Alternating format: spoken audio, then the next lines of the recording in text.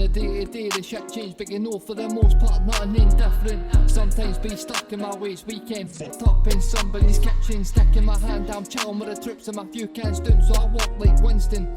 Trust me, I wake up hanging, you hang that I'm leaving this bed, you're kidding. I'm sitting on back in the pad, get deep fried and I smoke some packs of the grass. Put the feet up, kick back and relaxing at best, no I'm sitting on Riley's gaff. So what is happening in my back? Riley's gaff. Two of our favourite human beings in the world, the best Sean boys. and Ben Ewart. Thanks for having us back, guys. No been worries. a wee while, Sean. Been a wee while. Aye, been a wee while. Yous have been up to shit, I've been seeing it. Just working on that, bro, you know. You're just working away, bro, isn't it? We've been in the Riley Gaff jail, know what I mean? That's where we've been, man. You've been naughty boys, isn't it? Banished, bro. There's a few guys in there at the moment, but no, it's class if he's back on. I mean, you've been away fucking catching fly tiffles or whatever it is, man. So, mate, yeah, community justice, you know, doing our on the ground work, but nice to be back in the gorgeous studio here. Who came up with that? Who came up initially, right? Because I remember when we were out a walk, I think we went to Glasgow Green or something, and you were telling me about this, but I don't know if you had started recording. It's been in the pipeline for a long time. But it's just, I think we took a hard if you see your Wolfpack hunters and vigilante groups, we thought that's a very sensitive subject, but how can we turn that into something that's quite funny? See the live stream video, isn't that the absolute comedy gold? That's so Understand funny, it's a serious situation, right? But comedy gold, know what I mean? So we just said to ourselves, let's kind of adapt this, and obviously we all know now that we've raised awareness about Glasgow's fly tipping problem. Yeah, it is a fucking problem, by the way. Used to look, you couldn't look more like men that would be in Neighbourhood Watch or something. Aye. Like, you Neighbourhood vigilantes. Use our vigilantes. I'll take that, Jamie. I'll take that. It's Mate. a good thing, mate. He's our neighbourhood friendly men. We want to hear something hilarious, right? I don't know if I told you about this the last time we were on, talking about like the fucking pedo stings and that. I was in my canteen and work one day, right? And I'm fucking on my phone, and I just seen one pop up on Facebook and it said Canvas Lang, right? I'm like, fucking might know this cunt, know what I mean? So I clicked on it and I'm watching it, and the cunt's door, and he's like, well, I fucking shouldn't have done it. Shouldn't have done it, and all that, right? And a guy in my work's fake Canvas Lang, and I was like, fucking mad guy. Can't remember the name. Say it was like, I was like, oh, it's fucking, do you know who this is? Craig Donald. And he was like, no. I know a Craig Donnelly, but no Craig Donald. And I looked again, and it was Craig Donnelly. And he was like, I fucking know that cunt. He actually knew the guy. And see in the video, right? This is a thing, because it is a mad serious thing, but at the same time, it's such a funny altercation that ends up happening. Like, at the thing, they're at the door, right? And they're like, you fucking done it and all that. And his maw comes out and goes, you just get the wrong fucking... The guy's like 50 and he's living with his maw, know what I mean? His maw like 85 coming out the back like that. Get to fucking what? And he's going like that, maw, no. They've got me bang to rights. They've got the proof and everything. There's weird times that a lot of them just accept it. Like, we seen one recently as well, and it was the conductor, the guy that worked in the office at Blantyre train station. Aye, and I always remembered when I used to get the training that he was just a rude bastard, man. Like, just wouldn't make eye contact with you, no friendly, and then you see that, know what?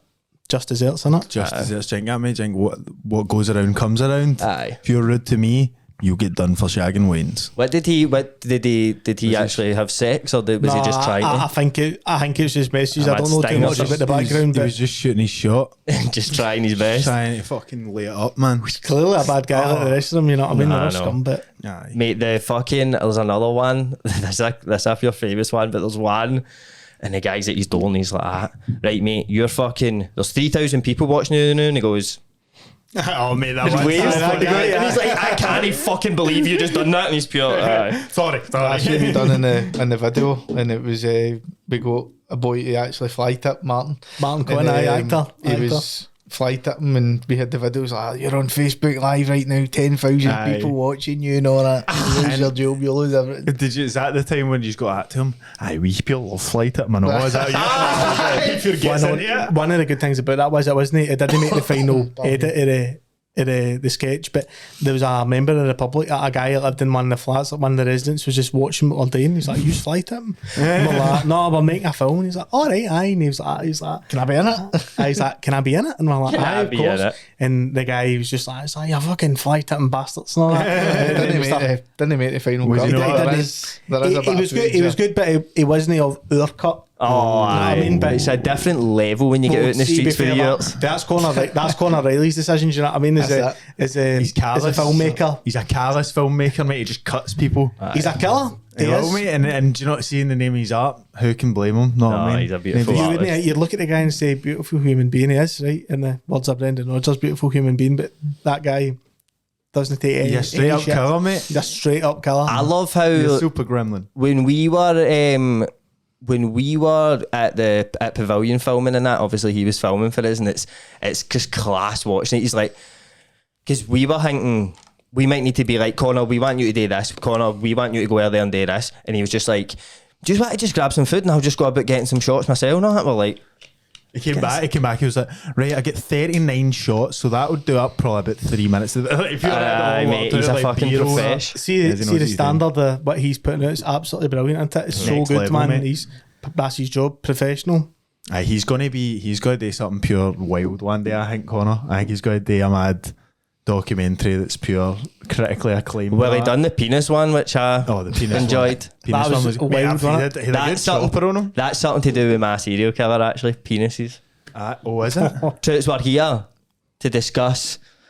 Would we say our favourites or? I would say, well, my one is definitely not a favourite, but an interesting story to be told. It was dark and depraved, and I thought that I had never heard of him before the last couple of days, so I thought it was worthwhile sharing because he's no your standard. I had heard of mine, so I went, mine's is just an interesting story. I know it's not my favourite, but like not that way when you start, we do it with everything every time we do, because this is like a kind of deep fried, but not quite deep fried. It's a half fried. A shallow fried, if you will. Aye. But every time Pan we do, fried. every time we do a pan fried, we like, see when I'm researching something, mate, I start pure loving them. No, I mean, like Manson, no. What you get? Because we were like, Manson. We done Osama bin Laden and all that.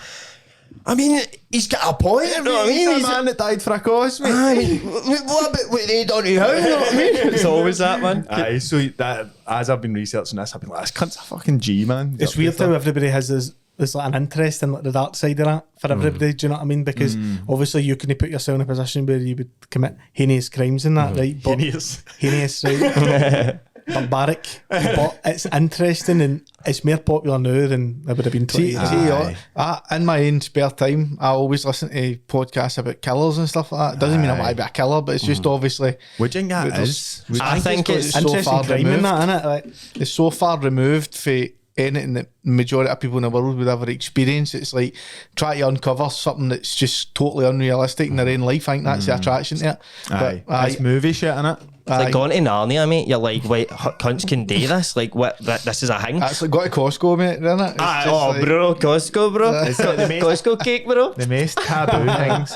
It's like the most taboo thing ever. Know how like taboo things cunts do it? Like, no meant to do it, but Is it that's like- is it like morbid curiosity? Do you think that's what it is? Do you think it's like, because I think for me, when I listen to it, like I've not listened to a lot of serial killer shit recently, but I went through a mad heavy phase of being like, Last podcast in the left. last podcast in the Life Loyal, where I would like listen to them that much that it would be like, oh, this guy, like see if they just killed people and that was it and got rid of the body, I'd be like, rookie shit, man. You want ones that are like keeping their tits and all that. All the podcasts that I listen to about killers are American podcasts, and I'm thinking to myself, Scotland, for being quite a small country, is fucking known for its fucking barbaric murderers. but few your Tobins, naughty your boys. Blacks, your fucking Manuals. Tobin? You've heard it here. Your Bible Johns, Mate, man. no, Fucking, we've got the OG here, mate. We've already done Sonny Bean the Cannibal, mate. He's the OG bad boy serial killer of Scotland. he was We've already a covered blueprint. it. He was a blueprint. See all trailblazer. everybody, Bible John and all that, they're all just looking at Sonny Bean like, how am I doing, boss? Know what I mean? Sonny Bean bed sheets, man. Do you know, I think it's weird that you would get a lot of killers who would like look up to other killers. Aye, How copycats. pathetic is that? Aye. That's so pathetic, Like, isn't it? that's like when you see somebody that's like, see when you see cunts that are like, know how like Jordan, like what's that mad lassie Jordan? Katie Price. She's not been called Jordan in about 30 years, bro. Do you know how you Is that a new lassie and you see with the big tits? Jordan. For the page for the do you know how when you get like people that go to parties like dressed like copycats of them. I forget what you'd call it. Oh, like lookalike. what's the mad doppelganger. See what I mean? doppelganger? That's it. I bet it's that lookalike that you would hire, so that you hire like a Katie Price one, and it's like. That's It's a like bit you're weird. copying something that's pure like, why don't you just go and date yourself? Go and be your own serial killer. See, Go we- and be your own slut. We hired an Elvis impersonator for a pal's 21st years ago. You told And me that was funny, man. We just paid for him to go to the local pub, and was that was good. funny. Was he I love good? Elvis, but I genuinely like Elvis. We've been sharing Elvis impersonators to each other, haven't we? I have. There's a young man right now who's making waves on the old TikTok. We'll watch that on the Patreon because I need to see it. he's Is that the boy Unreal, that's like that's like the like 80s fucking like the mad young? No, he's being the young one. He's about, that's his maybe early to mid 20s. Aye. He's got the proper 50s hair and that. aye. He's He's like proper. Sundown Records or something that mad time, the leather jackets and all that. He's proper, That's like my he looks favourite like one. he's just been plucked out of there. But he's wearing like a feel tracky tap. The Spirit of Memphis and Nike Miler t-shirts. Mate, imagine that's what like all like see like the wee guys that cut about the new and like Nike Miler t-shirts and like fucking go to like mad raves. Or imagine like it turned and they all became pure and Elvis and all that. They all had the mad hair. Mad greasers and that. Get like that hair with like 95s and that. Funny with that. Wee No, it's so mad about that as well. See like films like that with greasers and stuff. See like Quadrophenia and all that.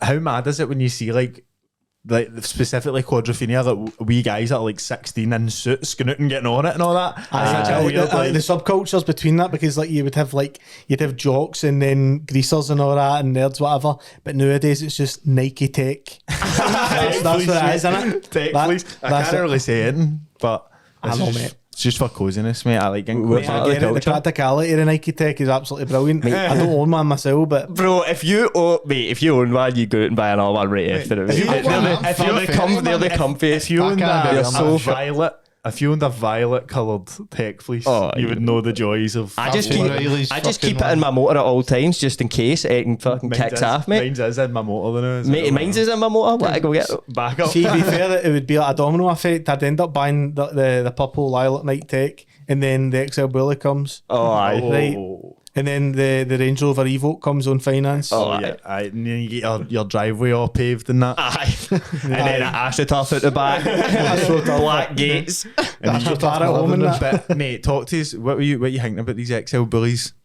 What do I think, mate? Have you got some Well, thoughts on these? not a million. It's just like, listen, it's the owner of the dogs, you know what I mean? But see, the thing is, see, these dogs are that big. Who can control them? You need that bodybuilder to hold that thing back. Do you know what I Rip you mean? apart, They should mate. do a fitness test before you get one, I think. Aye.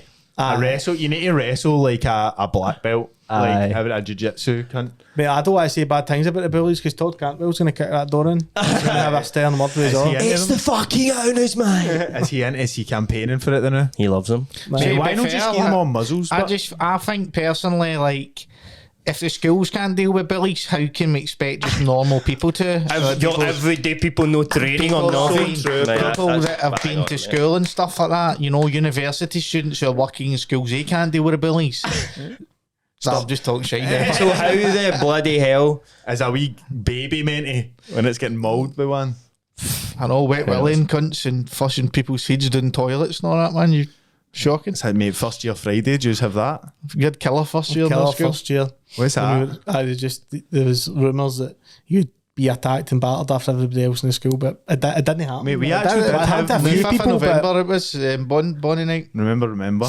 Yep. Mate, Bonnie night was always scary when you're a wee guy, wasn't it? Nice. Like, Bonnie night was a mad night of danger and that. It's always Anything mad can night. happen Chaotic. Bonnie night. Mate, I got mad pals da fucking lit a firework and it fucking like must have fell or something and done that and just went right at me, mate. I was actually running away for a firework that was in a I cartoon. hate mate. fireworks, I man. was just scared, mate. No, If I they was- should see the do point in them. see to settle the bully thing, right? They should just do Bonnie Night versus XL Bullies, and Aye. the winner. Fireworks, Yes, they because- fireworks versus bullies. See what wins. But see, the thing is, Whatever wins doesn't get banned. see the thing is, see the people that love bullies and XL Bullies, they probably love fireworks and like sell them all illegally and that. It's around a Bonnie culture? Night. That's a cultural thing. Sell them illegally. That's a film, innit? Like bullies. A versus Roman fat candle and a versus bully for fireworks. £2,000, mate. Oh, Nah, it'd be more than that. Much a bully. Billy's about 10 or that. 10 G's for a bully. 15 grand, I think. It's 10 G's for a murder, innit? I know I can't status punch him up Milton, mate, and I know he's just scunnered. He's just built his new weekend. Don't know what you do myself, man, Jamie, man. Might need to get a job now. But Anyway, anyway, wash all this drug I money. say we get into the killer's trips Aye, let's do it, bro. because I'm wary of time. So I think we agreed beforehand we're going to do.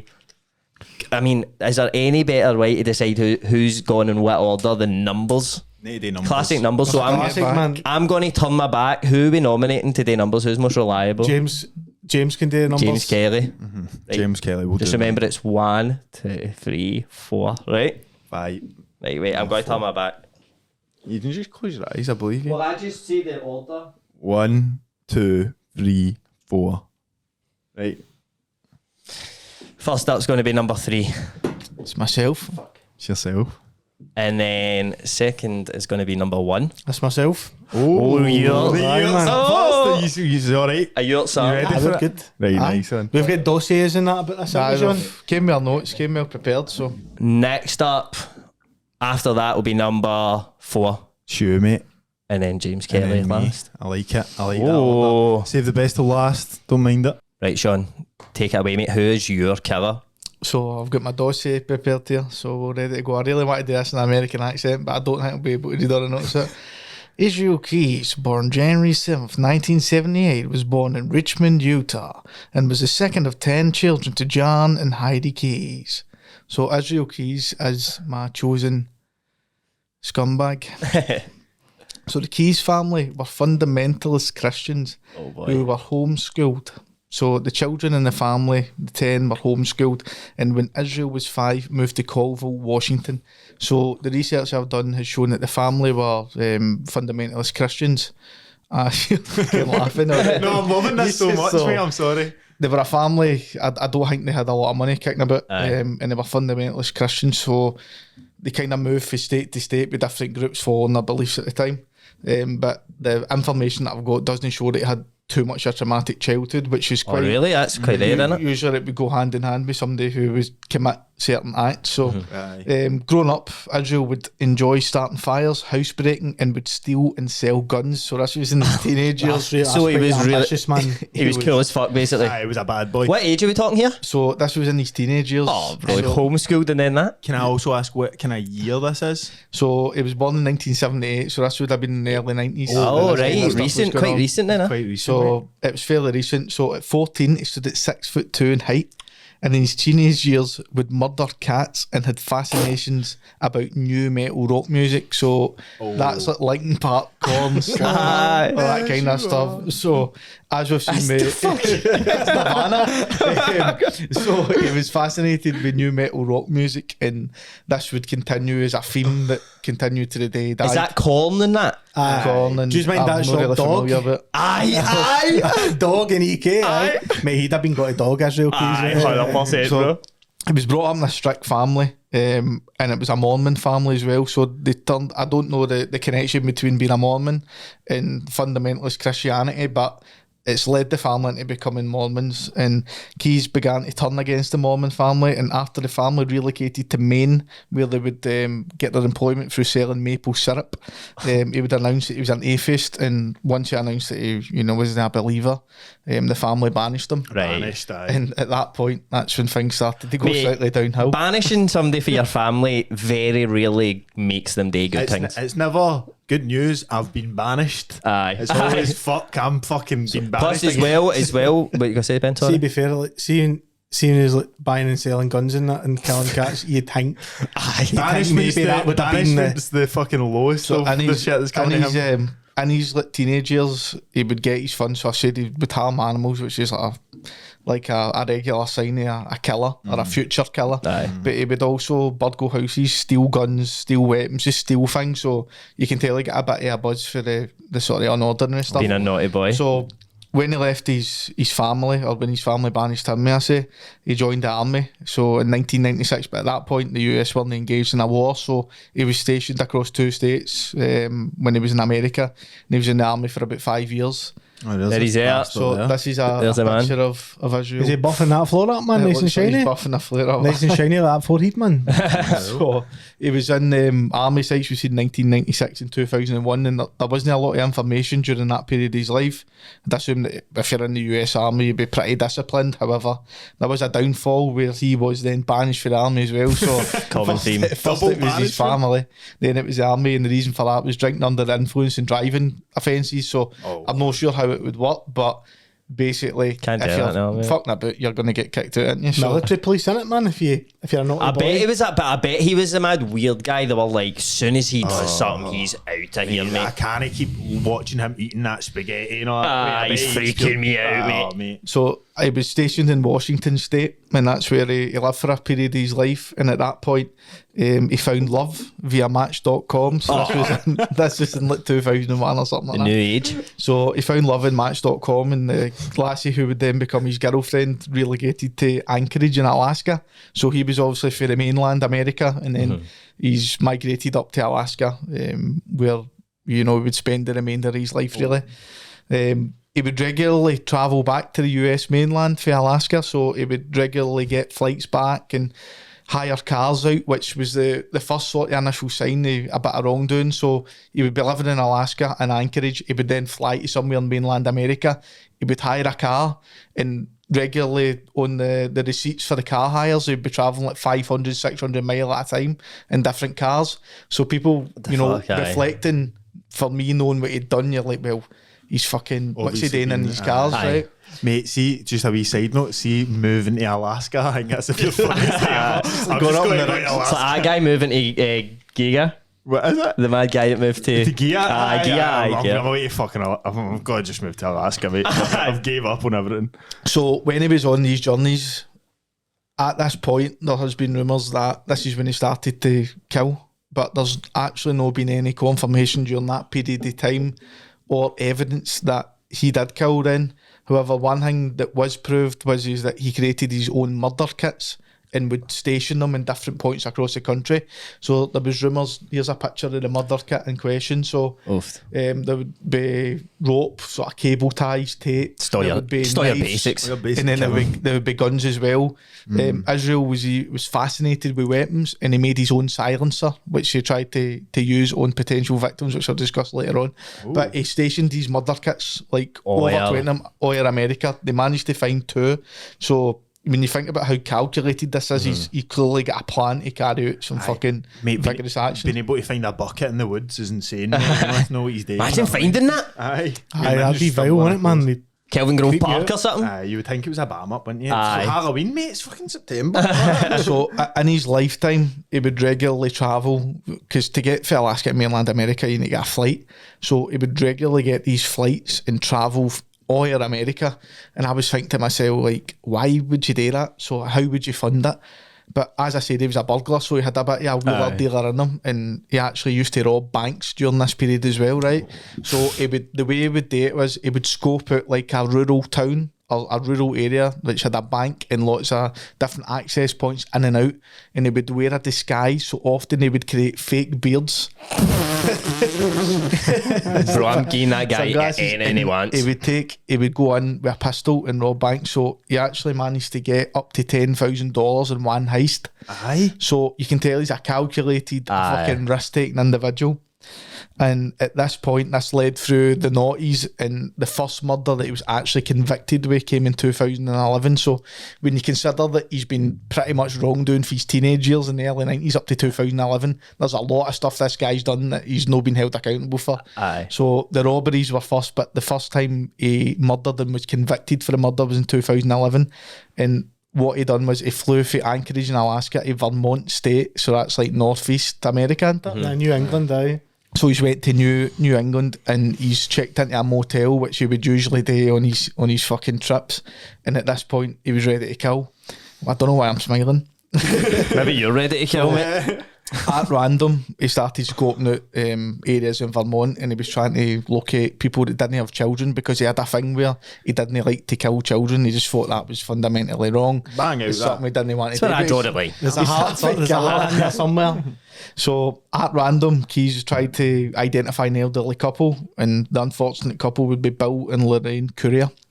So he cut the phone lines in their house and smashed into the back door at the kitchen to get into the house. And at that point, he's managed to tie their wrists with cable ties and put them in their own car in their garage. So once he's put them in the car, he's basically drove them to a farmhouse that he identified in the days leading up to. So what he was like gonna do. prepared in it, man. So he used to.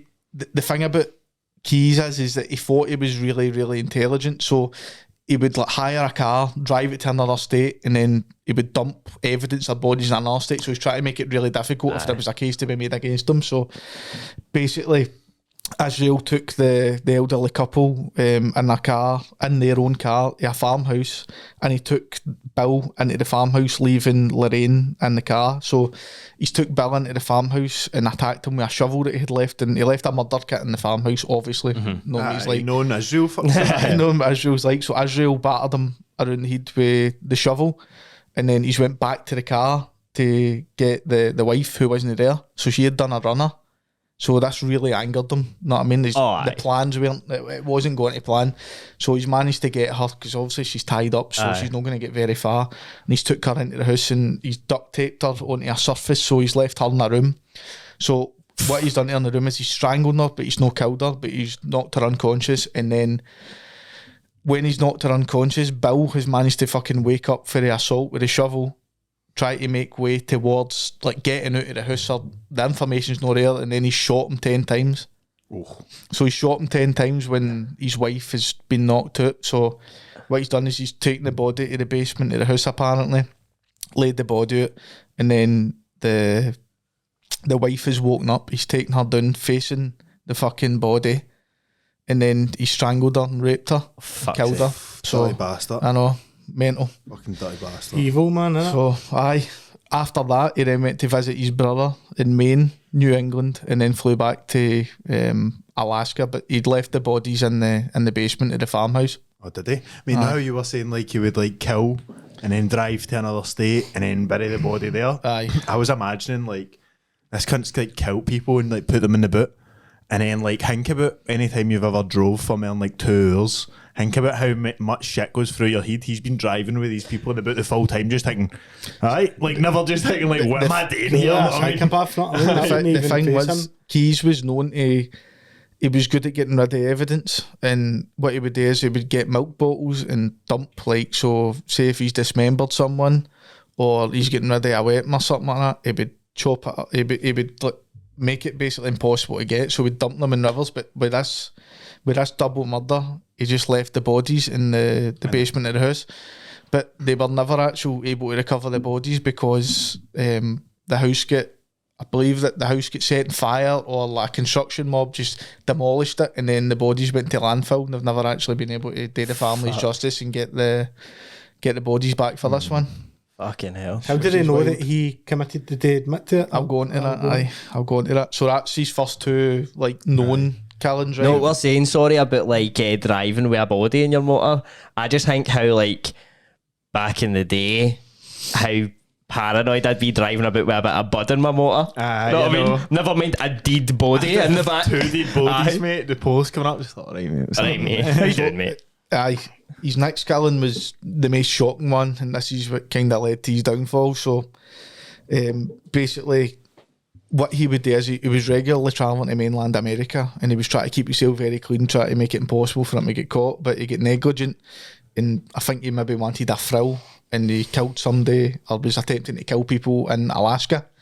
So basically, he identified this rural coffee shop, like a cafe, and it was like a porta cabin kind of thing in the middle of a car park, but it's open for 24 hours. But I would assume that it was open for that long because there's like ice road truckers and a lot of shit at all going through times. at all times in Alaska. And Anchorage is, I think it's one of the bigger cities, like maybe 500,000 people stay It's the there. capital, innit? The city that never sleeps. Capital of like I know that. Yeah, really That's good. what they call Anchorage. it. That's what they call it. Aye. I've heard that. So they get 24 hours of darkness sometimes, I think. Aye. Because One of they fucking cheat holes, man. So 18-year-old Samantha Koenig was a barista in a coffee shop called Common Ground, which was in Anchorage, so it wasn't far for where It's one even Battlefield, mate. Aye, mate. Aye. Probably the same chain or something. I think like it's that, something to do with that. So basically, she was working a night shift because her dad owned Common Ground Coffee. She was only 18 and he's parked his car, so he's drove his own car, which is different for the rest of the murders and sort of supposed wrongdoing, because usually we'd hire a car for a different state, but he's drove his own car, so he's getting cocky and he probably thinks he's fucking invincible based on what he's done previously. Thinks he's Jack the Lad. So he's walked into the Common Ground and asked Samantha for an Americano. Well, she's made the Americano, she's turned around with a coffee and he's holding a gun. At that point, he's turned the lights off, he's tied her wrist with cable ties and abducted her in his own car. Oof. And you would think that where would the driver, he's drove her to his own house where Keys, his 10-year-old daughter and Mrs. are in the house. So he's took her to the shed, and for some fucking reason they've not identified him taking this lassie into a shed. Oof. Which is crazy.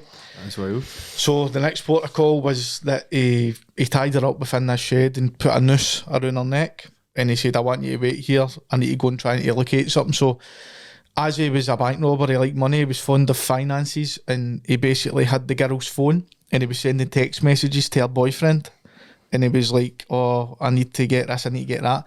Somehow, which I've not managed to obtain in detail, he's managed to get to the boyfriend's truck, get her purse or wallet, and then come back with her details. So once he's come back, he's gave her some water and he's went and poured himself a glass of red wine.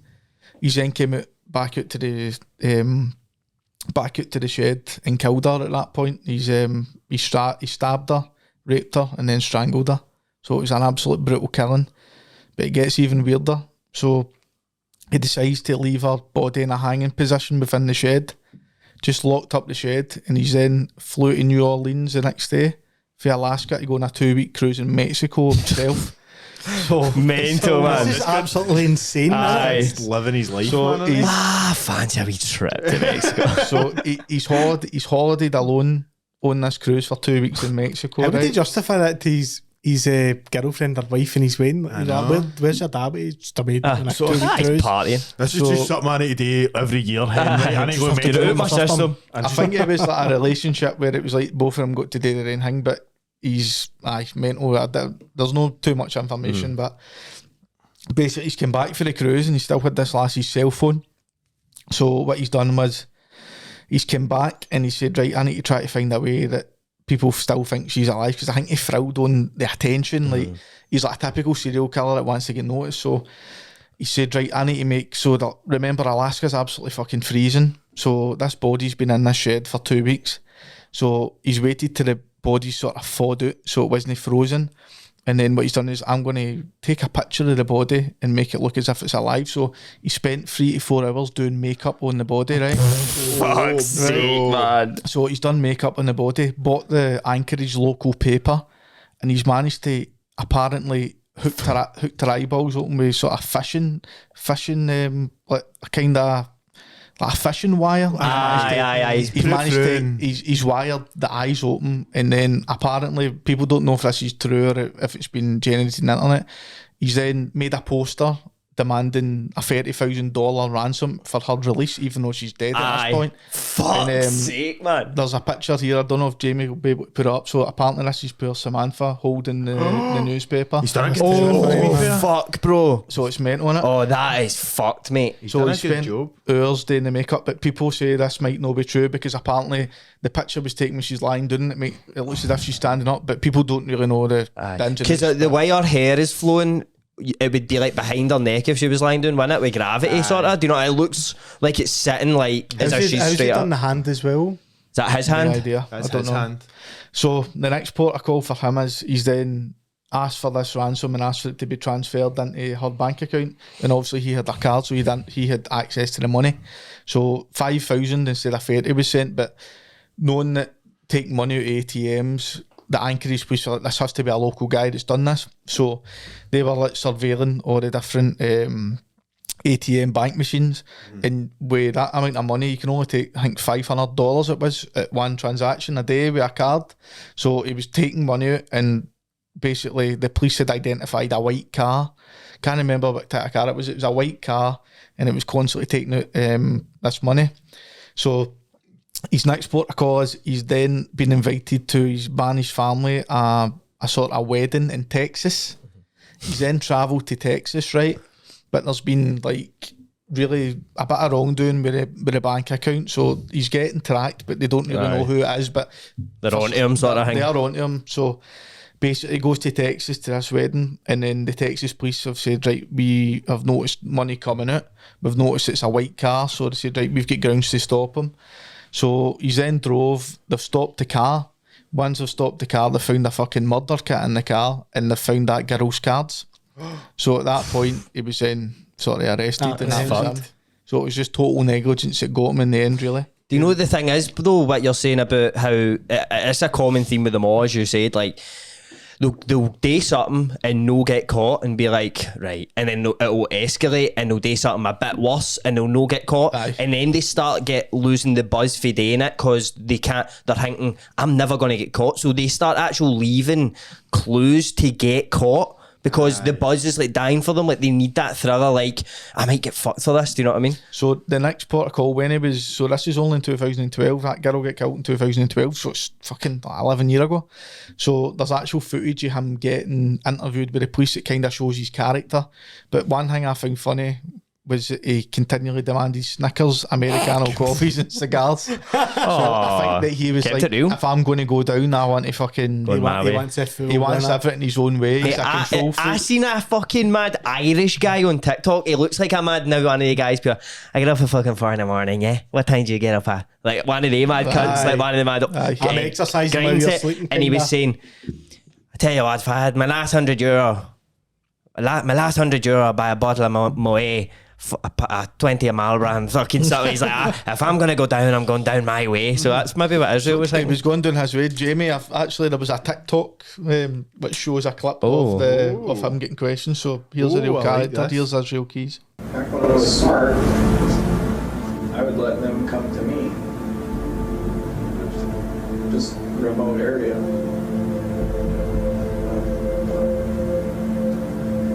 Come go to a remote area that's not anywhere near where you live, but that other people go to as well. There is no one who knows me, or who has ever known me, who knows anything about me, really. You might not get exactly what there's not as much to choose from in a manner of speaking, but there's also no witnesses, really. There's nobody else around. I'm two different people, basically. How long have you been two different people? Long time. 14 years. Fuck, man. Fucking hell. Just shows you cunts can actually go like that. Seems like quite a dumb guy, doesn't he? He's a very intelligent guy, mate. That's what Sean said. He just thinks he's so smart. Even there, mate. It's narcissistic, innit? It's like, aren't even... It's like when they're talking to another human being, they're like, oh, aye. Like, So, this he cunt's just so seemed like stupid. he just seemed like a mad Reddit, Aye. moderator or something. Aye, Like, gone just rogue, another you dead inferior. intelligent. When he was in custody, he was fantasising about getting the death penalty, but in Alaska, you can't get the death penalty, it's not a thing. So what he done was he was self-harming when he was in his cell, and he got blood and he painted 11 skulls in his cell. So here's a picture. So What the fuck, man? there was skulls painted Satanist, with innit? his own blood, and then what he's done was he's cut his wrist deep with a razor that he managed to get into his cell, and then hung himself. And then so he never really faced any time for the atrocities he committed. But the rumour is that he's killed 11, been convicted for 3, and just an absolute ratbag who got what he All the deserved. bodies will be, especially if they're killed in Alaska, they'll all be fucked, mate. Do you know what I mean? Like, if you're killing somebody in that climate. The reason I picked him was because I'd never heard of him, and you could have came on here and spoke about Ted Bundy or John Wayne We want to Gacy. hear wee quirky ones. I think we don't know who we've picked, but I feel we've all picked good ones. Aye. I've not really done it justice, but there is, no, I mean, information out there in much more detail that will speak about this. No, that is brilliant. That was fucking I thought it was class, great, mate. aye. I actually loved every Very single good, minute mate. of The that. dossier wrote in the back end Aviva fucking pension statement. I loved it. It was your handwriting. I kept looking at it and just smiling. I felt like you were like, I felt like we were all detectives, and I was like the lead detective there, and he's like, so he was knowing he was travelling from here to here, so because the notes and that, I was pure, yes, yes, gaffer, yes, boss. But mate, that was tremendous. Israel Keys, I'd never heard that story, so No, thank you. Right, Ben, up next. Who you got for us? It's going to be hard to beat him, man. He's done a great job. I man. did a really good job of that. I was so into that. I thought I was watching them on Netflix. I feel like the inferior twin right now. Ben, No, mate. Ben, listen, it's a team game, mate. This This is podcasting game, it's a team game. There's no I in team, right? Don't So, do whatever it- like Sean, I've got a dossier here, right? I'm sitting writing this today in the house. Anyway, so Riley's gaff. These are mine's a bit different. Okay. It's no. I'll go into detail. The Tylenol murders. Oh. Has anyone heard of this? I briefly have heard whispers about it in the wind, but no. So we'll start off. Tony for Tyler all murders. that's Tony fine. Tyler Hall murders or whatever it's called, right? So I'll give you a bit of a timeline. So Chicago, Illinois, 1982, September, right? Right. The summer is left. The fall beckons, right? Did you write that? This is beautiful. It's poetry. Right, so September 28th, 1982, 12-year-old Mary Kellerman complained of a cold. She's got a cold, right? And her parents gave her 2 extra strength Tylenol painkillers. So here, like they're called like ibuprofen, paracetamol in America, Right. everything's branded as, you know, big pharma and all that. So Tylenol probably the equivalent of a strong painkiller, right? So this lassie then goes to her bed. Shortly after, she's found in the bathroom of her house, unresponsive, right? Out cold. So her parents phone the paramedics rush her to hospital, and she's later pronounced dead in the hospital. This 12-year-old lassie, right, healthy, not a problem where, and the doctors are saying it's a suspected stroke. Oof. So at that time, her parents are like that. This is a bit odd, a 12-year-old having a stroke. I know it probably has happened, but it's not a common thing. You think somebody in the older years of their life. So anyway, that happens. Day goes on. So on the same day, the 28th of September, paramedics were called to 27-year-old postal worker Adam Janus's home. Adam was found unconscious, and then he was rushed to the hospital by paramedics, and he died shortly after a suspected heart attack. So there's no correlation between these two at the moment. They just think this guy, even though he's only 27, died of a heart attack. They don't really know the circumstances. Again, quite uncommon that young and that. Aye, it's very fresh. So that evening, the Janus family go to Adam's house to make funeral plans that day. Obviously, devastating loss. Don't really know what they're doing. So they go over to his house just to congregate, plan things out. So at that time, Adam's 2 siblings complain of a headache, and they see in his kitchen counter that he's got a bottle of extra strength Tylenol painkillers, right?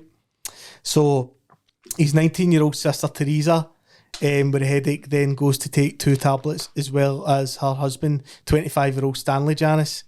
So they both take 2 tablets each. Later on the day goes by, both of them collapse. Similar situation, paramedics arrive at the home and take both of them to the hospital. That's when questions start getting asked. So the authorities are saying, right, we've had someone die in this property, and then his 2 siblings have been rushed to the hospital. There's something up with this property, something up with the house. I think it might be a gas leak. There might be something toxic in there. Anyway, both of them get into the hospital. Both of them die within a couple of days. I think the guy Stanley died that night, and then a couple of days later, Teresa died, his wife, which is a shame. So that's 3 members of the Janus family dead, as well as Mary Kellerman. So at that point, the doctors in the hospital and the authorities are starting to say there might be a poisoning here. So a pattern was put together, and the Tylenol bottles were taken from the Janus home and the Kellerman home as well, and they were tested by the police, and they were all found to contain fatal traces of cyanide. Fuck. So Aye, there you go. here's your extra strength Tylenol here. What year's this from? Sorry, damn. This is 1982. 1980s, right? Okay. 1982, right? So obviously, this is put together. The killings are linked, and it causes a massive panic. So a pattern was put together. Tylenol was proven to be, this is where the deaths are coming from. Tylenol was manufactured at that time by Johnson & Johnson, one of the biggest pharmaceutical companies in the world. You know, talcum powder. baby wipes, etc. The good guys, they call them. So within a few days, 31 million bottles of Tylenol were recalled because their investigation was still in place at the moment, and they couldn't really put their finger on where is the source of this happening. Where did this particular one come from? Within the few days, 3 of the Janus family dying and Mary Kellerman, you've got another 3 deaths that occur. You've got 27-year-old Mary Reiner, 35-year-old Paula Prince, and 31-year-old Mary McFarland.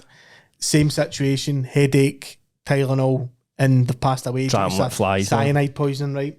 So, See, that's why you're better than cold water ice baths and stuff. 100%, mate. I agree, bro. Instead of taking that stuff, putting that in your body. Sorry, I but agree. No, Big Pharma's not a good thing. I get it, Earls. We all love that Big Pharma.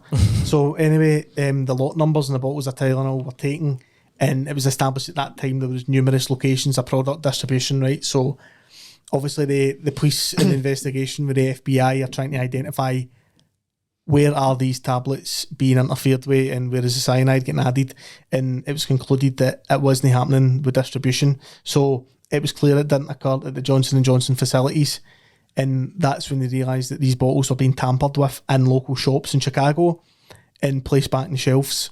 So if you put it this way, you need to think back to 1982 when you would buy like a bottle of tablets, they wouldn't have like a seal on them. You could literally just walk into a pharmacy or a supermarket, open up tablets, do whatever you wanted to them, shut the lid back on the shelf, and that wasn't a questionable thing because they were already, you just had to, there was no protective seal, you know. So when this happened within the space of this week, it was a nationwide panic in America. A lot of people can remember it quite fondly, and it just spread fear within Illinois and within the States because no one was touching Tylenol. So you need to think of the effects that would have on Johnson & Johnson. Aye. So the equivalent of losses that they made within that week was 300 million to this day. So that's how much that cost them. Fuck's sake. But anyway, we're not even looking at the investigation yet. I'm just telling you what's happened. you've Right? got So, me grip, man. I know. so the bottles are tampered with cyanide, and it was placed in the shops. Testing equipment is used to test Tylenol bottles for poisoning. Bottles all linked to Walgreens pharmacies in Chicago. And as I've said, 300 million that's cost Johnson & Johnson already, apart from the reputable damage. So now you're thinking, where does this go for here? Who are the suspects? So suspect number 1 at this time was a guy called Roger Arnold. I don't have a photo of him. I don't think I did a picture of him. He was a local pharmacist, and he was actually stuck in by a barman at the bar that he drank in, I think just due to strange and erratic behaviour. Aye. He was personally, I just think that I don't think this guy's done anything wrong. He's just a weird guy. That I I was just don't know fucking the guy. Everybody knows somebody, but you know somebody in your life that if a murder happened there, you'd be like, probably was him. Aye. The link here with Roger Arnold is that Roger Arnold worked with one of the victim's parents. So he was a colleague. There was a link then, aye. And the police investigated that, and there was no maliciousness, there was no bad blood between the two. They got on with each other, there was no problems. Anyway, the police investigated him and they had a warrant to search his house, and I found out about this book today, by the way. He had a copy of a book called The Poor Man's James Bond. Have any of you heard of that? No. So The Poor Man's James Bond It's Evan at the races. was that. Fuck you fucking. Right, so this book essentially would tell you how to create poisons, create weapons, and how to fight with military guys and all that. The guy that wrote the book, I can't remember his name, but he was a far-right fanatic. He was in the American Nazi Party. He was a screwball, and strangely enough, I actually done a bit of research in this book. You can buy it in Waterstones. And I don't advocate anyone buying this book, but you can still buy it to this day. But I think it's illegal and outlawed in a lot of countries because it will tell you how to create cyanide and things like that. So Waterstone's got that exception. So poor Roger Arnold had a copy of this book, and he was found innocent of the accusations. No evidence against him, but it took a serious toll on his personal life and his mental health, and he was all over the media. He was being accused of these crimes and he never done it. So with that happening, Arnold decided to take it upon himself to kill the barman that stuck him in, and he got a gun, and one thing led to another, and he went to kill him, and he accidentally killed the wrong person. He killed a guy called John Stanisha. Fuck's sake. So it was just a total mistaken identity, and Rogers ended up killing this guy. So essentially this guy is also a knock-on effect victim of the Tylenol poisonings, right? Aye. Domino effect for that. Arnold was then sentenced and he served 15 years in prison. And he seen a comment on it and he regrets his actions. And I think he died maybe about 10, 15 years ago, but he only spent 15 years for a murder. But fuck, and it wasn't even really. No, it was a total. It's just a total knock-on effect. The guy that he killed was a father of three, married and that, and just Fucking wrong place at the wrong time, mistaken identity. I have a major fear about that mistaken identity. Like, I watched thing on Netflix about a guy who was at a baseball game and he get framed. Didn't get framed, but he was at a baseball game that a murder happened right after, and he got to blame it, and it was nothing to do with me, and he was going to get like the death penalty and all that. That fucks me up. The American justice system's an absolute disgrace. It's a joke. It's pathetic. State by state. You seen that Cash for Kids documentary? Aye, that's fucked. Aye, it's absolutely shocking, right? So moving on for that, we're going to move to suspect number 2, who there's a lot of questions about this guy. He's called James Lewis, right? So recently, a few months after the initial Tylenol poisonings, Johnson & Johnson received a ransom letter requesting $1 million in order to stop Tylenol tampering with cyanide. So in the letter, it was described how the poisonings were planned, and the writer of the letter boasted that it didn't even cost $50 to tamper with. I think it was about 30 odd bottles of Tylenol with cyanide, and the ransom request was, he put down bank details to a bank account in Chicago, and it was linked with a gentleman named Fred Miller. Fred Miller was the heir to the Miller brewing fortune. Oh, see that bottles of Miller in that? Milwaukee Miller Lite. So Fred Miller was of the family. So you're thinking, why would a guy who's obviously comes from a dynasty, probably a multi-millionaire, be requesting $1 million for this, right? So anyway, Fred Miller also ran a Chicago travel agents, and former employees of him were James and Leanne Lewis. Oh. So the couple were identified as the extortionists behind the letter, and they had a bit of bad blood with Fred Miller. Fred then went on to say that he was asked by the police, do you know anyone who would write a letter? And he was the first person to say it would be James Lewis and Leanne Lewis. So anyway, those bastards. The reason that they disliked him is there was a business deal and a cheque bounced, and I think things fell apart there. It was something along those sorts. But anyway, this is when we start to look at the man himself. That was Seth Rogen. It's like, fuck, Seth Rogen looks terrible now. He looks like, is that a Microsoft hat he's wearing? Look, mate, don't just tamper with Tylenol. So they're got to play your guy. That's what Ange, didn't he? He does look like, I think he looks a bit like Seth Rogen, doesn't he? Aye, Seth Rogen. He's got like CDB leather strap bag and all that on. He's got his satchel on, you know what I mean? People dress very like hipster. You don't want to know what's in that satchel. People would dress like that going to, you know, your days out. He's got a fucking your pubs and he's got a honey on his arm. Oh. So after the investigation, the police are saying, right, let's do a wee bit of background into Mr. Lewis. So going into his childhood, as a childhood, he threatened and used to chase his mother around with an axe, and he would attack her partner. So he's an aggressive young man, and an aggressive young gentleman. An axe. And also, when he lived in Milwaukee, he was accused of murder and dismemberment of another guy. I don't really have the details on that, but he got away with it due to poor police work. And essentially that was just totally wiped away. He got away with that because I think they never read him his Miranda rights when they were arresting him. Oh, and damn any Miranda evidence rights. taken couldn't have been used because of these rights. Aye. The American system's pure weird. Who's Miranda, right? Miranda, right? I don't personally know Miranda. We bud works in Subway, mate. So he was also diagnosed schizophrenic and narcissistic. So If you can get diagnosed narcissistic, Aye. he got narcissistic personality disorder. He get diagnosed with it. But again, looking further into James Lewis, he owned poisoning books. oh mate, he's into his poisoning, isn't he? He owned poisoning books and had a knowledge of poisonings and how to like whip up cyanide. And I know cyanide is used, I think maybe, I could be talking rubbish here, but in mining, I think that would probably be the only use for that legally. Aye. So he had no background in that kind of work, but he had these books in his house, which kind of put two and two together. However, there was no evidence to him with the killings. There was no fingerprints or anything like that. However, he gets 10 years in prison for extortion for writing the letter. He was also known to use fake names and travel around America quite a lot. There's a lot of evidence that links to him. And this fella, he only died a year ago. Only died in July, so I think a lot of people are saying, well, we can't really prosecute him. But after he was released from prison, he moved to New England as well, and he wrote a fictional book called Poison. Fuck's sake. Right? This is the mad cockiness these guys have. Like, if it was him, this is like what they act like. Allegedly. So he's wrote a book, Poison, and he went on a local TV station to kind of brag about it and then try to sell it. And he's died recently, and he's only done 10 years for the extortion. But from my understanding, I think this is your guy. I think this is him, even though he's not been charged. And I don't think they'll ever solve this. It's quite mad thinking about like whipping up some poison in it. Like, I always thought you just bought poison. It's like, no, this is how you make it, mate. You want to know how to make poison? Root sauce.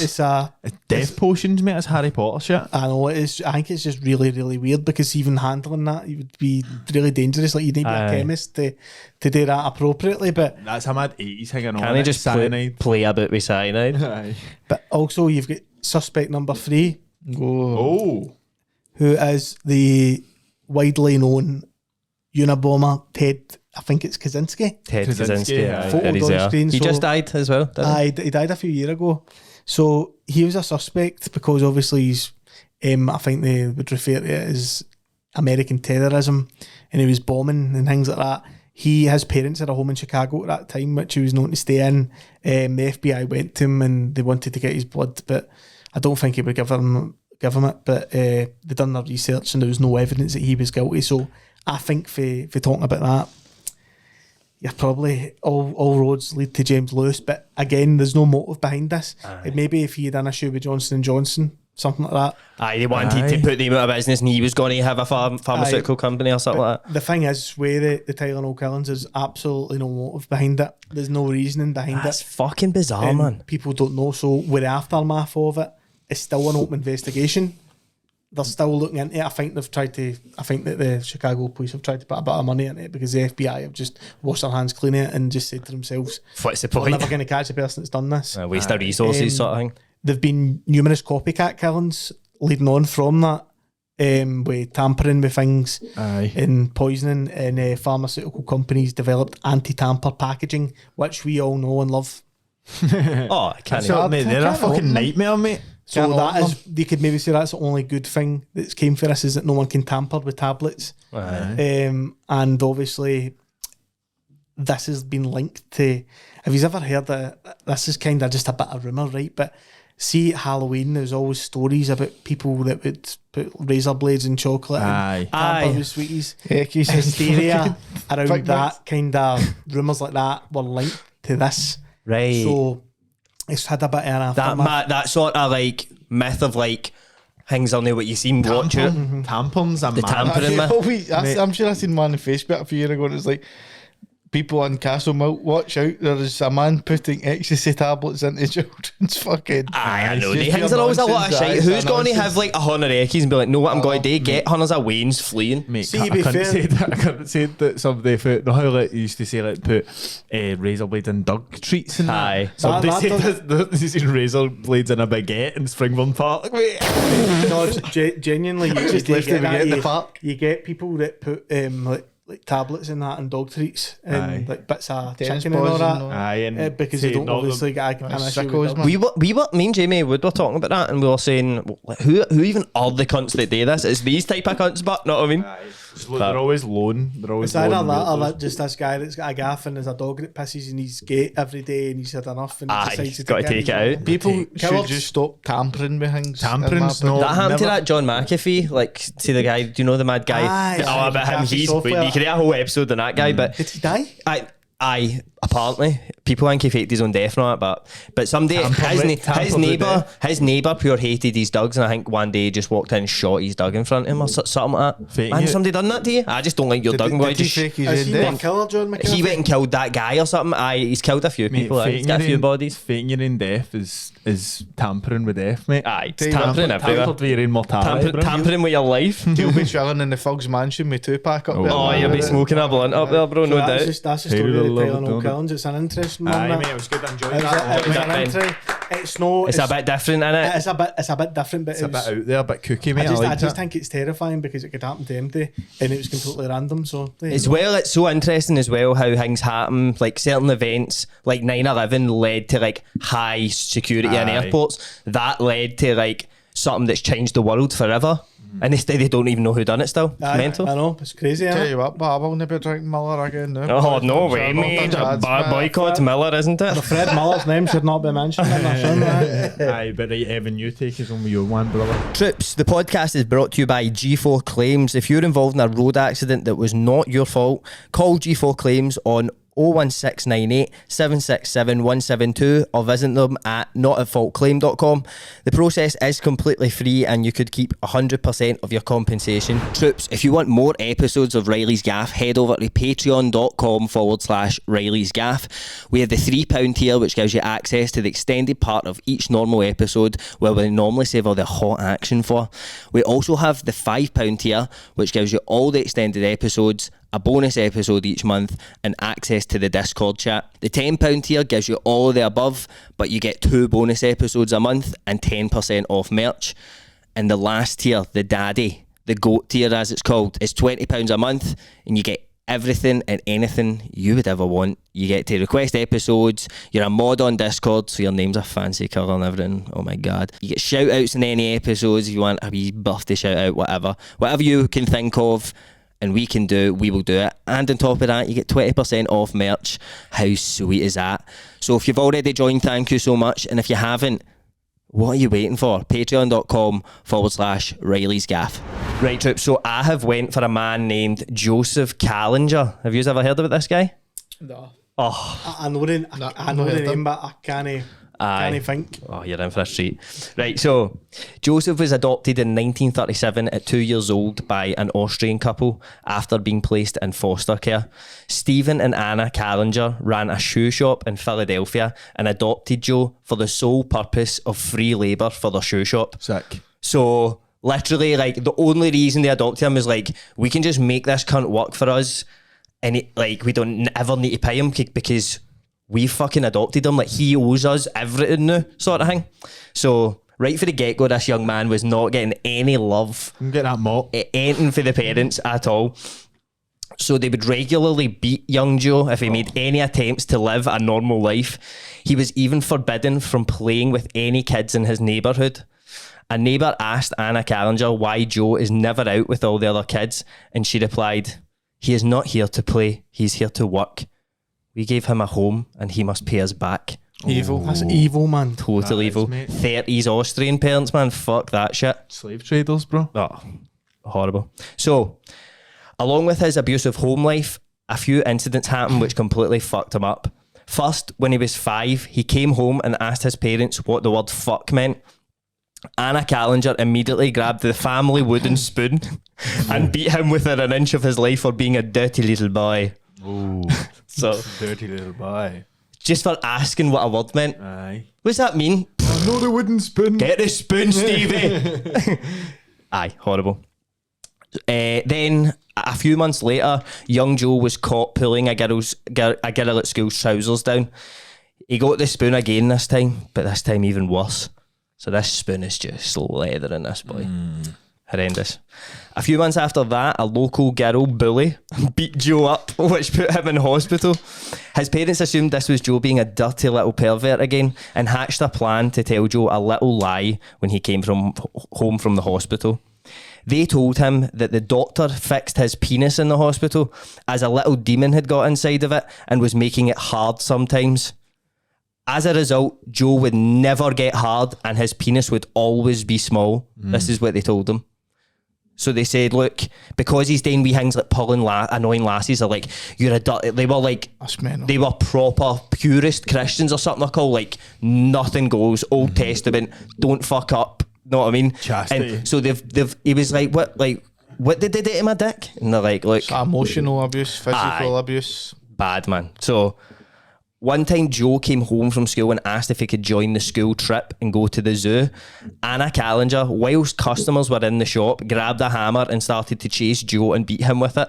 in front of cunts in the shop. Oof, that's fucking insane. Just because he asked to go to the zoo. Imagine you were in the shop, mate, and just put, It's weird how things like that were acceptable back then. Aye, like that was just like a wee, physically like, abusive parents, and you gonna, like, nothing was even said, like, No. pure fucking hell. bit of hammer and all. A hammer's the next level. Severe. man. It's not a shoe or something. No. Could have been a shoe, mate. They could have Poor grabbed it. The shoes all about them, man. They could have fucking killed him with the Poor shoe. Joe, man. Poor Joe boy, you know. So he was a very lonely kid, and he would pay other kids just to hang about with him. One day, a local bully gang made up of 3 boys grabbed him and raped him at knife point. After this, Joe began to pair knives with sex and would never be able to get rid of this. In fact, the only way that Joseph Kallinger could get his little soldier to get hard was by gripping a knife at the exact same time. So the only way he could get his dick hard was if he was holding a knife like that. Oh, Terrible, do you think man. that's like he only feels powerful if he's got a wet muscle at him? No, I think his brain just associates having sex and sexual things with knives. That's fucking horrible. Aye. So after this incident, Joe began to have intense schizophrenic audio hallucinations. He said that the little demon that was once in his penis had now began talking to him. So by the time Joseph was 16, he was only allowed to do one thing apart from making shoes, which was go to the cinema on a Saturday morning. Here he met his future wife, Hilda. He also was becoming a master at shoemaking, and by this point his parents were forced to start paying him for his labour because he got like a work permit, which by law they had to pay him now. Is that what the Air Force Callingers are named after? Aye bro. That was the end, bro. That's at the end. However, his mind continued to deteriorate, and he was regularly seen in his room moving his body about like a snake and laughing without any joy. So like pure and he's like he's no thinking about it, and it's just like a thing that he can't stop doing and like wriggling about like a snake. What years is This he would be now maybe 60s, late 50s? 40s, 50s, Aye. early 50s. Maybe try that tonight. See what happens. See what happens, see if you summon him. So one day in the shop, he had a full-blown schizophrenic hallucination. It was God, and he told Joseph that his mission in life was to save the world, and that feet were the gateway to the brain. And they had also told him that by putting a little wedge in the shoes that he was making, everybody would be connected with his brain. So every shoe he made, he would make a wee wedge at the back of it. And he was told by God in this vision that by adding that wedge, everybody will be connected to you and understand you and all that. Oh, that's mental. And God said it was his job to save mankind through orthopedics, which is like stuff to do with bones. So from this day forward, he regularly had full-blown hallucinations. His parents, now terrified of him, told him to move out. So he got a house with Hilda, and the pair began to hate each other immediately. Hilda would constantly put Joseph down about his tiny penis, and Joseph was also abusive back. The pair ended up separating after having a daughter. Hilda actually left him for a guy called Hans who lived in his car outside of a graveyard. Imagine getting left for that, man. That's the upgrade, bro. She's like, this kid's mental. Anywhere will do, man. She's sitting in the motor like, that's a come up. Living in the motor. I love cars to be fair. Mate, I practically live in motor, bro. You got something to say? He just like Paul Walker, bro. So obviously she's moved out, she's left him. He then met Betty Baumgartner on a train ride when he was taking he used to have to take his kids on the train. So he had a kid with Hilda, a wee girl, and he used to have to take her to see him, Hilda and Hans at the weekends or something. So on the train he met Betty Baumgartner, and anytime they would have sex, he would reach into his bookcase above his bed where he had a knife and had to clutch the knife the entire time through sex to remain erect. He had another major hallucination whilst at home one day. A figure in a black cloak showed Joe a movie of his own house burning to the ground. He then knew his mission was to burn his own house down. So that's exactly what he did. And actually later on when he was speaking about this crime, he came in his pants. Oh my fucking God. So he was like talking to like somebody about this crime, like a journalist or something, and he actually came while he was talking about the story. This guy's a fucking sicko, bro. This guy's fucked, honestly. So he's oh sorry, hold on, I lost my wee bit here. You were at came in his pants. Aye, come in his pants. How could I forget? He became paranoid that the CIA were spying on him from a government building across the street. So he began like boarding up his windies. Aye, and then he actually started going and smashing the windies of the government building during the night every night, and then he would go out in the morning and he would like forget he'd done it and help the cunt fix the windy, but he would do it every day. So he would fix the windy, then at night go out and smash it, and then the next day he would go around to the guy and be like, you want to hon with that windy again? Fucking hell. So he's completely lost the plot here. So obviously he's becoming paranoid in that, and he woke his children up at 2 a.m. and forced them to start digging a 20-foot hole underneath the house. They would dig for hours on end, and as soon as it was complete, he banished the kids from the hole for life. So they've just built the hole and he just kicked them out the hole forever. Another banishment, bro. But he's just so full of banishment this episode. He would go down himself for hours on end, and every time he would go down, he would either shit or masturbate or both as part of a welcoming ritual. So, and sometimes they said they would shit and then come on the shit, which I think that was just on special occasions. Buff doing that. Aye. So one night down the hole, he started hearing a voice similar to his own, and it was like endlessly chanting in satanic tongue. So it's right, you could hear that, and he was like, that sounds like me. And then he said he felt his Adam's apple vibrating while he was hearing it, and he'd done that, and he was listening to it, and he realised it was him doing it. Oh my goodness. Because his Adam's apple was vibrating, he was like, oh, that's me that's saying that. Aye, that's me hearing it in my head. Aye, terrifying, man. Actual tripping balls, like constantly. I know. So whilst down the hole, Joseph admitted to performing experiments on hamsters. He said his mission given to him from a vision was to make little shoes for all of the hamsters in order to be able to communicate with them. That's quite a nice thing, aye. He wanted to understand their intelligence and obedience when they were in his handmade shoes with a wedge in it, to see if it would improve their intelligence. The experiment was made up of Joe poking the hamsters with a pencil and putting them on a wheel. Like every time they stopped running, you just poke it with a pencil until they pissed themselves and died. Alright. So that's not good. Nice. I liked a bit about making hamster shoes. Is it inconclusive then, the experiment? Did it just... We're no further ahead with the experiment than we were before. We need to run it again. But this is the first thing that he's killed, and this is a massive thing because he's killed a living thing, like you said with Israel Keys, the animals. Yep. It's like, oh wait, cats and stuff. Aye. So the next vision he has is from God. He said that Joseph is meant to be the next God, and to become God, he must kill 3 million people. Which take ages, man. You did this. If you are able to kill 3 million people, you do deserve to be God at once. Aye, because somebody's going to try and stop you. A lot of people are going to try and stop you. Aye. Mad Genghis Khan. Aye. He was God basically, man. Demigod. So as well, when he met Betty, he had like 3 more kids. He had Michael, he had Joey, and then he had a girl, something Anne, can't remember.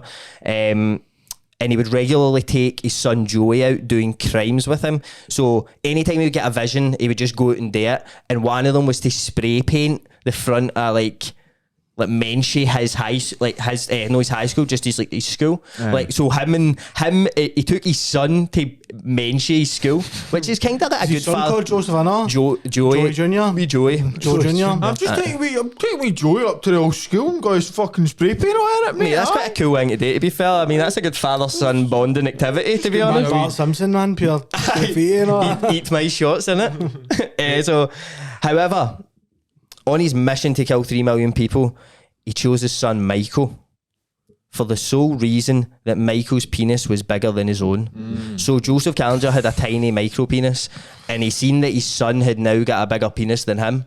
So he's like, you must have more power. Remember, he relates everything to do with dicks to power. So he's like, you're more powerful than me. You need to come with me to do this mission. Hand the sword over. Sorry, I lost my goddamn place again, guys. So he takes Michael with him on this mission.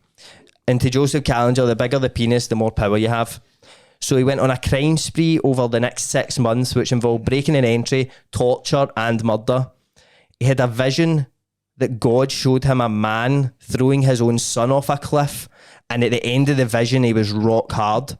So when he came out of the vision, he was like rock hard, and this is how he knew it was a vision from God, because anytime God spoke to him, his dick would get hard. So he'd be like, this is for God. It was like see, like getting a notification on your phone. That was his notification. Ding. There's God again. Fling your boy off I'm the bricked cliff. up. This isn't good, man. No, it's not good. It's not good. He now thought that he had to kill his own son, Joey.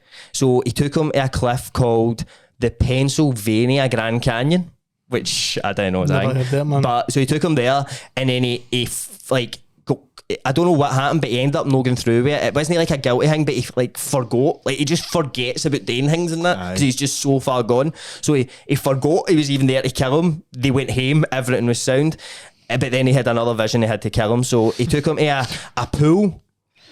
But it wasn't like a public pool. I can't remember the way they were describing it. It was weird. It was like a dirty pool of like Cesspool. Aye, basically what he done was kind of and what he done was he got a ladder. And he tied his son to the ladder, and then just tipped the ladder in the water and just sat there and just watched him drowning. Oh my fucking evil, God, man. mate. That guy's a fucking... And he was helped by his other son, Michael, which would have been his brother. Because his brother Michael's like, aye, what you want to do? What you want to get up to there? I've got a bigger dick than you. Aye, listen, I'll be tipping that ladder in. She's dark. Get your wee dick off here, da. This is a big boy stuff. Your wee dick out here, da. I'm going to say that to my dad, innit? Get your wee dick out this room, da. You and your wee cock up the stair, da, right? So anyway, back to Joe boy. So they then lured... him and Michael then went out and lured a young boy into the back of an abandoned building. They murdered him, and then Joe cut off his penis and kept it in his pocket to keep the power that the penis obviously had in it. Aye. Makes sense. It's like Pokemon kids. Aye, you got to catch them all.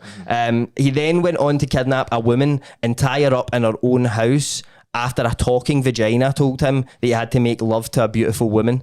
He tied her up after breaking into the house, held her at knife point whilst looking to his right and watching his visions. So like he's got her at knife point and he's like, see where that telly is? He's basically like watching these visions, but she's like there and he's like, but there's nothing there, know what I mean? He's just having full on, and it's like telling him what to do as he's doing it. Oh my God. There's all that shoe polish, man. I'm inhaling all the shoe polish, mate. I think that's good, all. man. This is, mate, asbestos probably, something like that. Who knows? Fucked him in the head.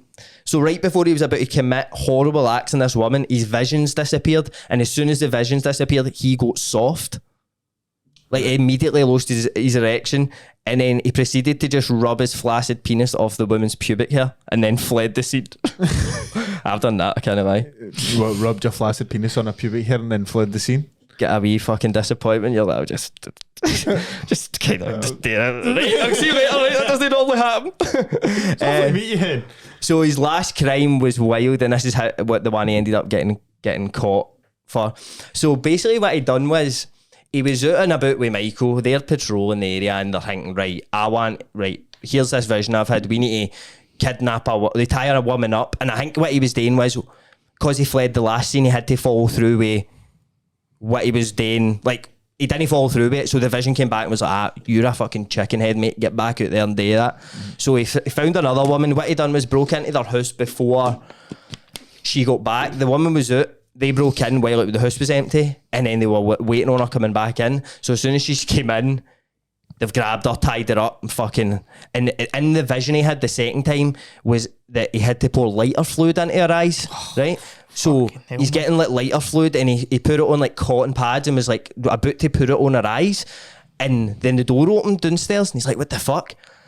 What he didn't know is that woman had planned like a wee lunch party with all our pals that day. So one by one, mate, these women are turning up at the door, they're grabbing them, tying them up, waiting on the next one, grabbing them, and then they're all just there, right?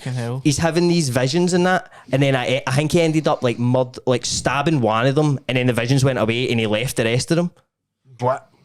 Mate, the lighter fluid is insane. Mate, so he done that. I think he had like 3 murders overall, so he didn't kill like big numbers of people, but he's fucking mental, mate. Kallinger was eventually charged with 3 counts of murder for his son Joseph Jr., a neighbourhood boy, and Maria Fashing, who must be the woman that was in that house. He pleaded insanity, claiming that God had told him to kill.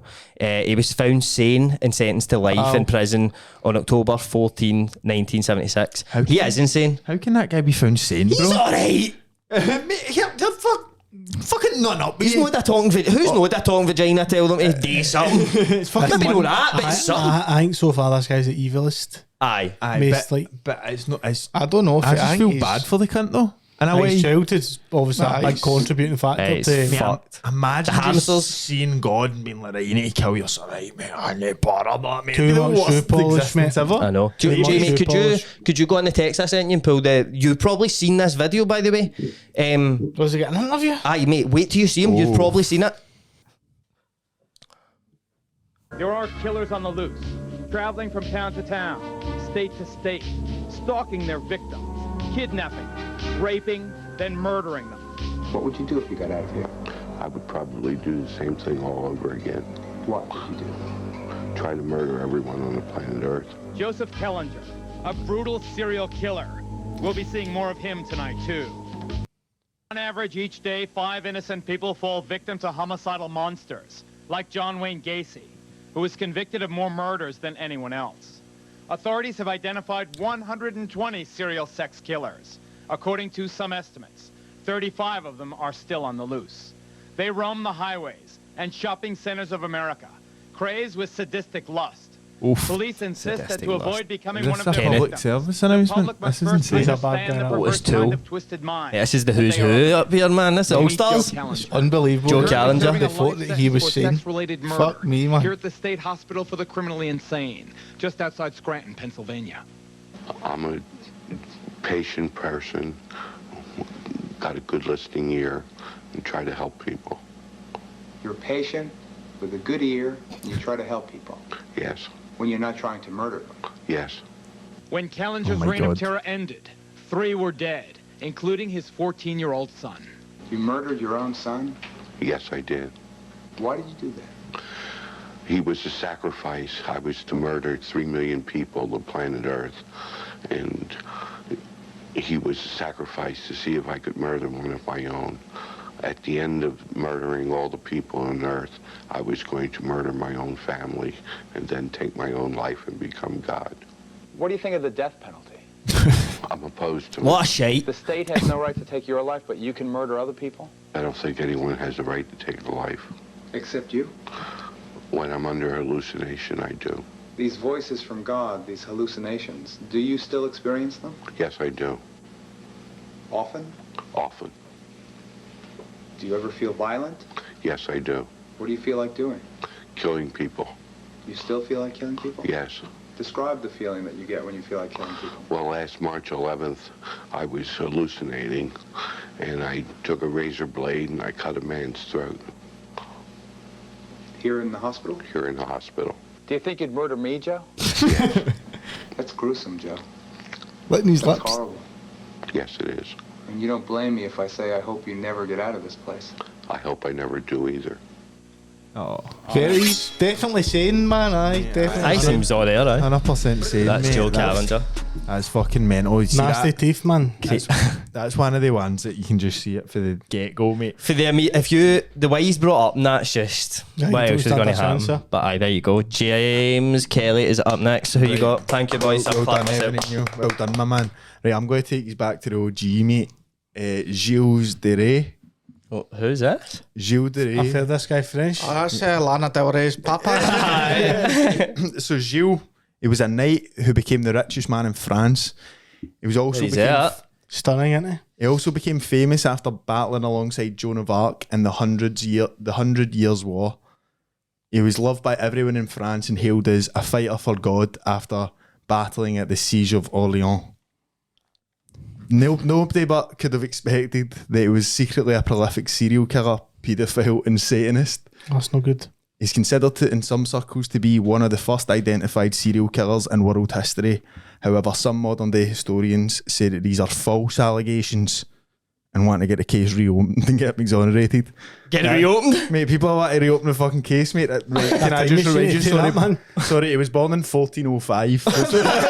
Kids are wanting to reopen, mate. They're wanting my man We free. need justice. Mate, gen up. But see, to be fair, don't know if I'm on their side. I'll let you be the judge.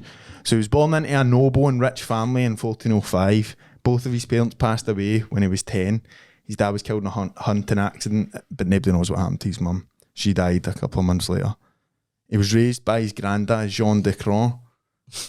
John the Crow. John the Crow. Jean de Cron.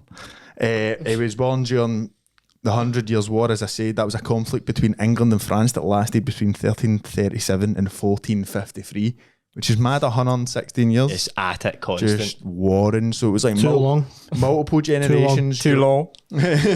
Multiple generations grew up in like non-stop warfare, and he grew up at this time, obviously, so he was dead acclimatized to like robberies, stabbings, like just mad. Like, mate, living in 1430. He was in the end. In France during the 100 Years' War. That is genuinely the worst like existence ever, you know what I mean? So, but he was obviously, as I say, he was in like this noble family, so that meant that he had to join the military.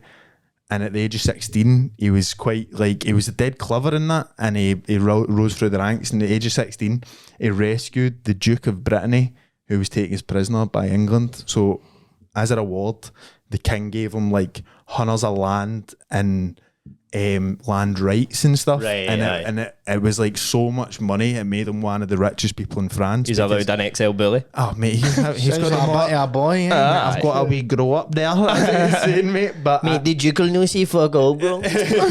aye, but he had like all these properties for free and that. It was like a fucking huge come up, as we say. His papa, who was watching him, John de Crow. He was trying to get married to a mad other wealthy family's Wayne. She was 4 and he was 16, and he was like, no, I'm a fuck. But this, like, the Jean de Crow is very greedy, man. He wants all the money, he wants the estate power and stuff, do you know what I mean? But he ended up, he's bashing it in the military, he's doing dead well. 20 years old, he marries Catherine of Thouars, who was the heiress to the biggest fortune in France at the time. John the Crow, love that. So, mate, that turned him into Posh and Becks, bro. Posh and Becks of 1430. John the Crow would have been fucking... he was writing about it, mate. I love that. So him and his missus were the most, the richest couple in the country. As I said, Posh and Becks. But then, so around about this time, right, so he's doing well. Fucking... This 100 Years' War's going on, and he's in charge. He's dead high up in the military at the time, and he's fighting for this. It was called Siege of Orleans. It's spelled like Orleans, but I thought it was the Siege of Orleans until I listened to some of it. But so he was head of this certain battalion, and at this time Joan of Arc was 17, right? But she was like pure smashing cunts. Like, she was doing heavy well at military, dead clever. She went to the King of France and said, let me lead that mad battalion and I'll get rid of English in like a week, bro. Jenna, promise that. And he said like, she cut herself in front of him and showed that she could heal her wounds just doing that. She said that she was a fighter for God, the same as this other dude, and he was like, she'll know Joe. She was she was a fighter for God. Joe of Arc. Mad Joe. But they both end up teaming up, obviously, in this mad battalion, and within 9 days they defeated the English and ended the 100 Years' War. Mate, this guy, like, because of this, he ended up becoming the Marshal of France, which is legend status. Mate, legend of the game, mate. Joan of Arc's right hand man, brother. But he became the Marshal of France, which is the highest military rank in France. This, along with all the fame and nobility that had garnered by winning the Siege of Orleans, meant that he felt it was time to retire from fighting and just start balling out on shit, right? It's about time. Mate, balled out on, about like, damn time. See, like, the coolest shit you can imagine in 1433. That was what he was getting. Just to the board grapes and all that. He was getting paintings commissioned. It was starting, like, he done full reenactments of the Siege of Orleans with like 6,000 actors that he commissioned everything, and he just sat watching it, mate, scranning and all that. Wee boys feeding you grapes and that. Mate, it's like Kallinger's. It's the 1400s, bro. Sweet baby boy feeding you a grape, bro. Kallinger's fantasies. Aye, mate, that's what Kallinger was needing, mate. But so he was doing all this stuff. He was pure balling out. He kept commissioning music, so he was a bit like a P. Diddy figure at this time. So he's a producer.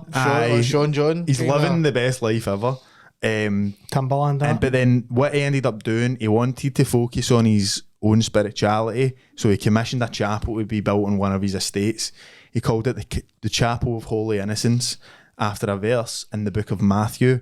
In that verse, the king orders a mass killing of all children under 2 years old to prevent a prophecy of coming true that a child would overthrow him.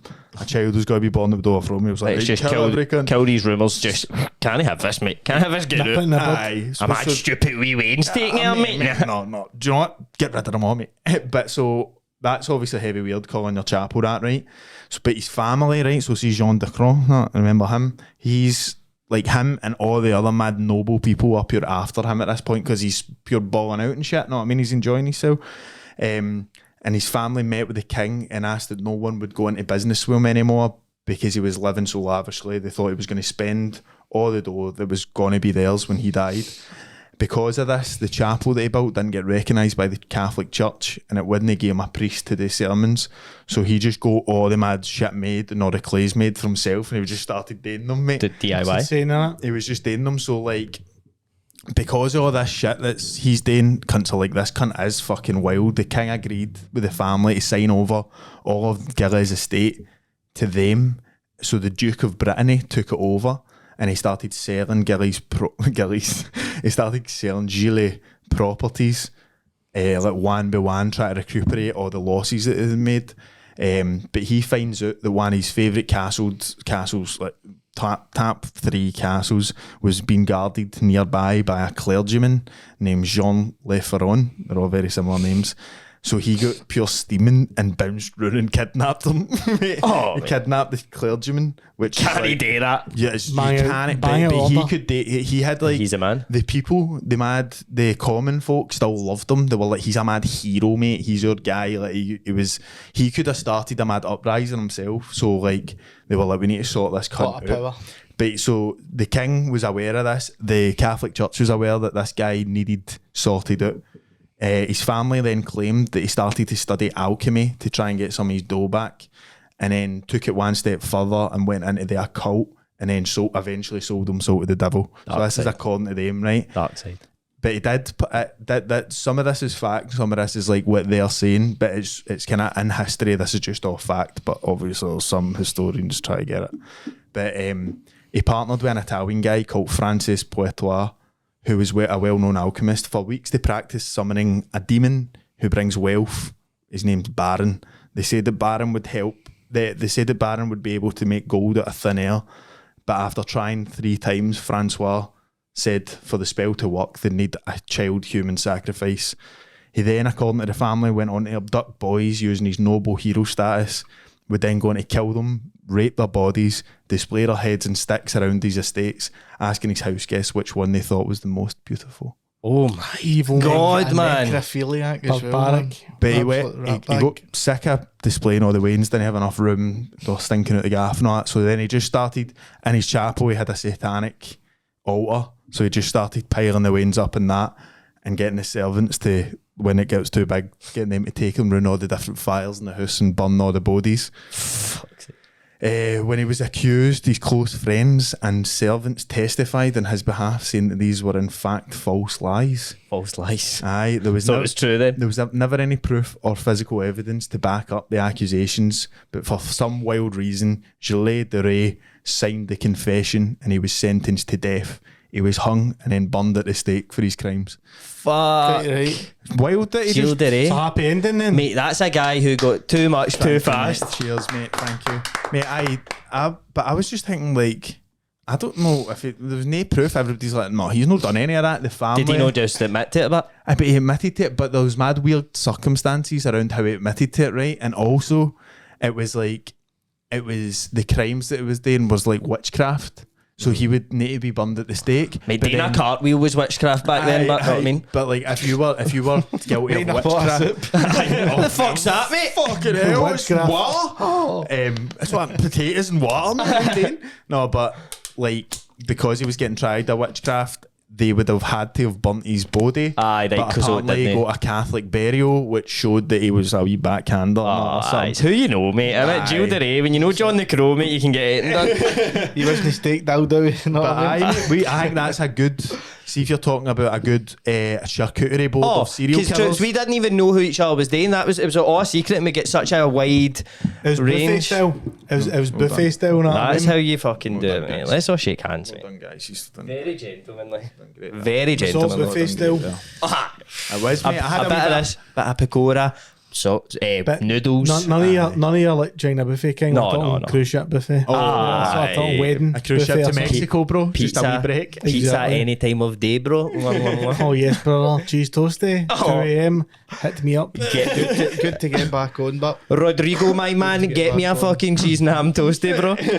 Aye, no, that was amazing, Trips. Look, we need to go. Patreon, no Patreon bit this week. We've ran too long, so we can't do it. But what we're going to do is give you a whole damn other episode for nothing, just a wee bonus because we couldn't do it. Patreons. Sorry, Pat. We're going to get the Ewart back. In fact, Trips, we might as well announce it now. The Ewarts are planning to come back up here. We're going to get steaming up here. I think we're going to get wrecked in here. We've never drank on the podcast, and we're just going to put it on Patreon. And if you want to go see it, patreon.com/Riley's Gaff. But Trips, thank you so much. I fucking loved that. You've done amazing there, man. It was interesting. Aye, Boys. I was so great. bit of history Everyone, I was pure. And then what did they? I loved how different they were. Aye, I'm so proud it's of amazing. them. It was good. It's good mix, wasn't it? Right, Trips. Well done. See you later. Cheers. Adios. I love yous.